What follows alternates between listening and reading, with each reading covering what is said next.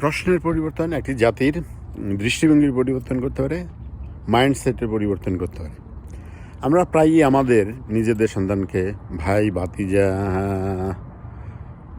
সন্তানকে, আত্মীয় স্বজনের সন্তানকে, বন্ধুবান্ধবের সন্তানকে, অথবা নতুন যখন ছোট বাচ্চাদের সাথে দেখা হয়, জিজ্ঞাসা করি, বড় হয়ে তোমরা কি হতে চাও? Doctor, engineer, BCS cadre, what ever it is. এই প্রশ্নটা যদি আমরা একটু পরিবর্তন আনি, তাহলে আমাদের ভবিষ্যৎ প্রজন্মের চিন্তাধারা, তাদের মাইন্ডসেটে, তাদের দৃষ্টিভঙ্গিতে পরিবর্তন আসতে পারে। প্রশ্নটা আমাদের যেভাবে করা উচিত তা হচ্ছে, বড় হয়ে তুমি কিভাবে মানুষের সেবা করতে চাও, দেশের সেবা করতে চাও? কোন পেশার মাধ্যমে তুমি মানুষের সেবা করতে চাও, দেশের সেবা করতে চাও?